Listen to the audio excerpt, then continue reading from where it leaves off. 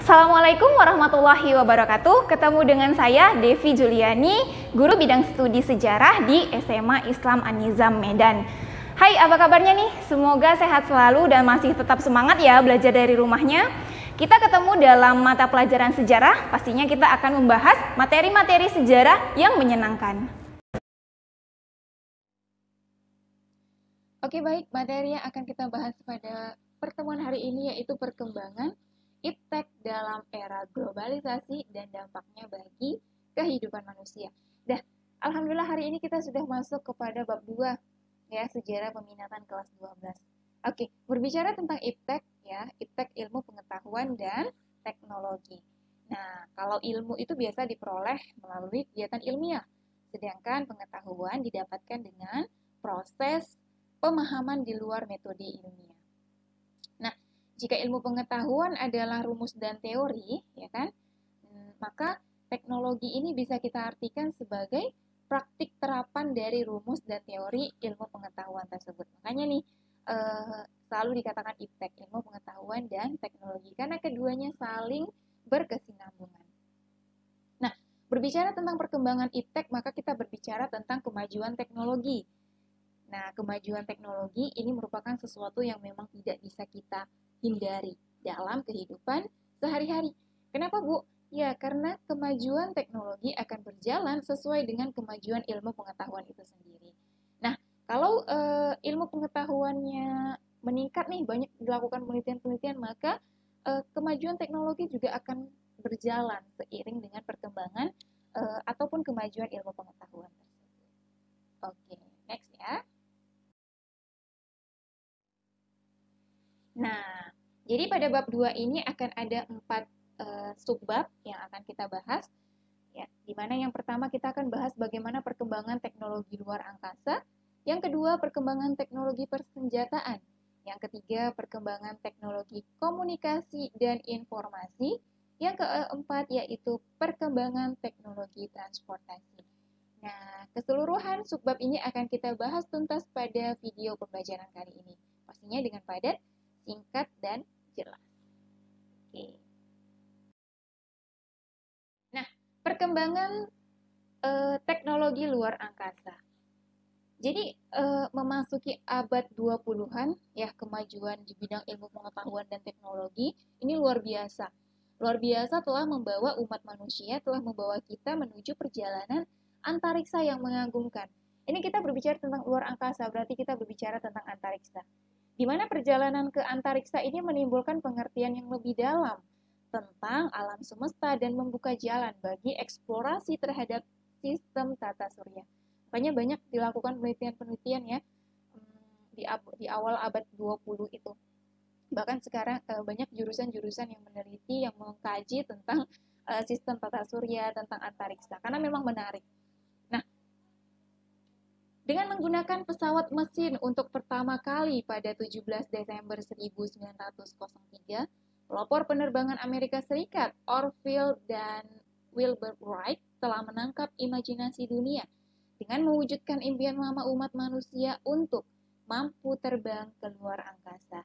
Nah, kurang dari 66 tahun kemudian ya, dari 1903 berarti sekitar 1969-an, dunia menyaksikan Neil Armstrong menjadi orang pertama yang berjalan-jalan di permukaan bulan. Tepatnya pada 21 Juli 1969, Neil Armstrong salah seorang dari 3 anggota awak Apollo 11 menginjakkan kakinya di bulan. Ya, di mana pada saat itu dia langsung mengirimkan pesan melalui radio ke bumi dengan pernyataan, "Elang telah mendarat. Satu langkah kecil bagi manusia, satu lompatan raksasa bagi umat manusia." Nah, itulah pesan yang disampaikan Neil Armstrong pertama kali menginjakkan kakinya ke bulan. Nah, jadi sejak saat itu para astronot di beberapa negara maju mulai berlomba nih untuk melakukan sejumlah pendaratan di bulan. Nah, petualangan di bulan tersebut ternyata menjadi salah satu dari riset antariksa yang dipelopori oleh 3 orang yang dikenal sebagai bapak penerbangan antariksa.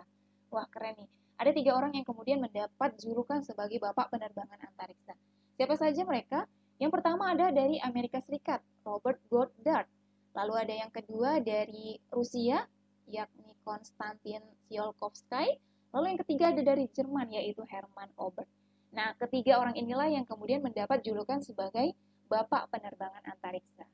Nah, mereka lah yang merupakan kepala-kepala yang menangani banyak masalah teknis peroketan dan perjalanan antariksa. Makanya mendapat julukan sebagai Bapak Penerbangan Antariksa.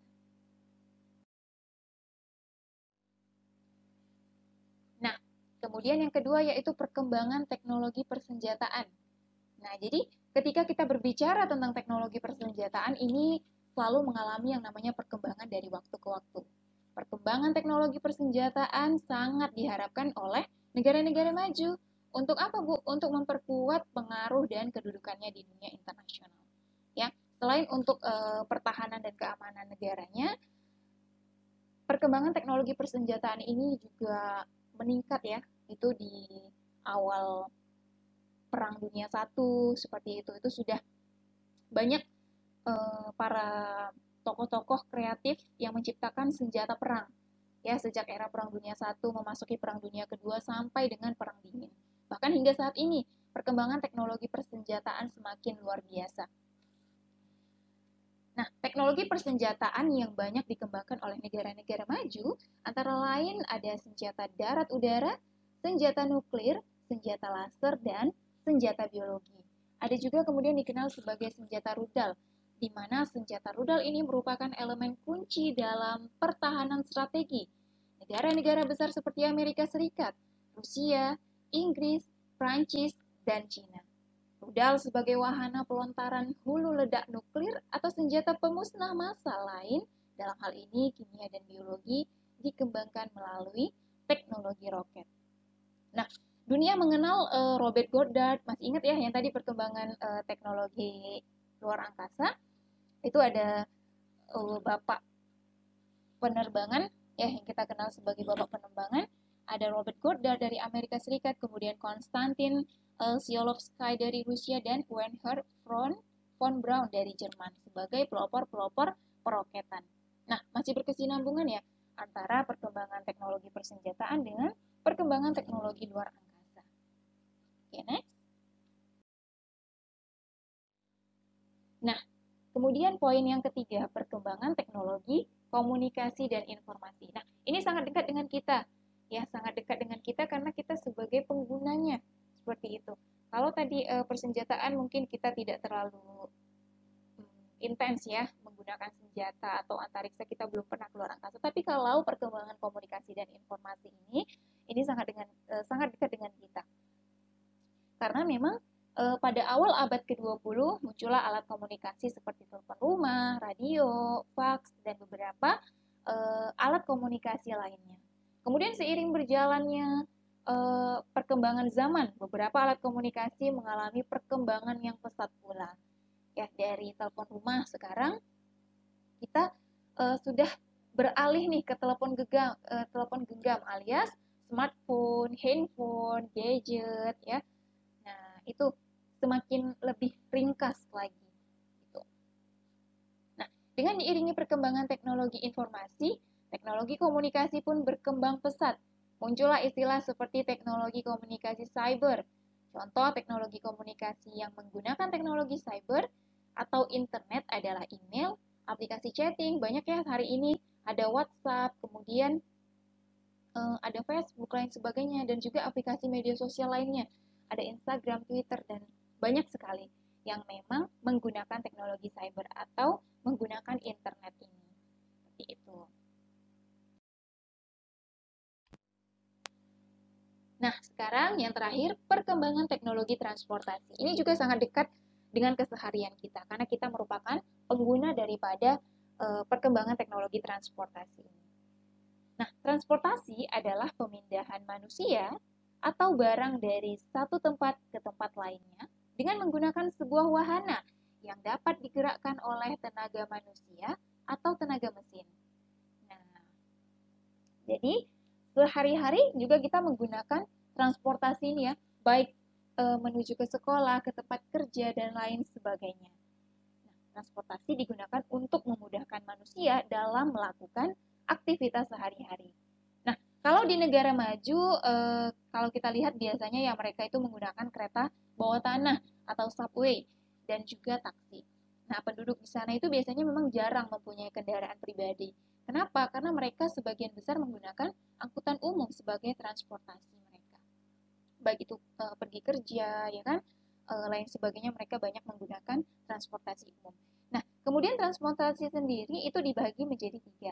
Ada transportasi darat, laut, dan udara. Nah, transportasi memiliki fungsi dan manfaat yang terklasifikasi menjadi beberapa bagian penting. Transportasi memiliki 2 fungsi, yaitu melancarkan arus barang dan manusia dan menunjang perkembangan pembangunan. Tahu deh promosi sektor.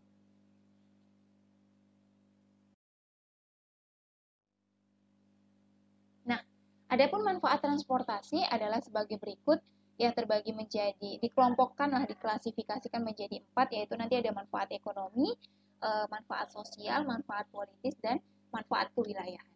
Untuk manfaat ekonomi, ya kita tahu bahwa kegiatan ekonomi bertujuan untuk memenuhi kebutuhan manusia dengan menciptakan manfaat. Nah, transportasi adalah salah satu jenis kegiatan yang menyangkut peningkatan kebutuhan manusia dengan mengubah letak geografis barang dan orang sehingga akan menimbulkan adanya transaksi. Nah, transaksi ini berhubungan dengan ekonomi, makanya masuk ke dalam klasifikasi manfaat ekonomi. Kemudian yang kedua, manfaat sosial. Nah, transportasi menyediakan berbagai kemudahan nih. Di antaranya yang pertama, pelayanan untuk perorangan atau kelompok, pertukaran atau penyampaian informasi, perjalanan untuk bersantai, memendekkan jarak. Kemudian yang kelima, memencarkan penduduk atau transmigrasi penduduk. Dengan adanya transportasi ini memudahkan nih untuk penduduk itu terpencar, ya. Terjadilah transmigrasi penduduk. Lalu yang ketiga, manfaat politis. Nah, transportasi menciptakan persatuan, pelayanan lebih luas, keamanan negara, dan mengatasi bencana.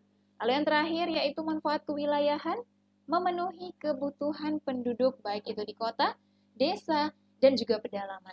Inilah manfaat dari transportasi, makanya bisa tersalurkan kebutuhan penduduk baik itu di kota, kemudian baik masuk ke desa dan juga pedalaman. Walau mungkin berbeda ya, pemenuhan kebutuhannya berbeda antara di pedalaman, desa, dan kota. Seperti itu. Tapi ini yang memudahkan untuk terjadinya pemenuhan kebutuhan tadi. Oke, baik. Ini materi singkat kita pada hari ini. Kita sudah membahas perkembangan iptek dalam era globalisasi dan dampaknya bagi kehidupan manusia. Oke, semoga bermanfaat materi singkat kita pada hari ini dan semoga kalian mudah nih memahami materinya. Oke, sampai ketemu dalam pembelajaran selanjutnya. Assalamualaikum warahmatullahi wabarakatuh. Demikian pembelajaran kita kali ini. Sampai ketemu di video-video pembelajaran selanjutnya ya.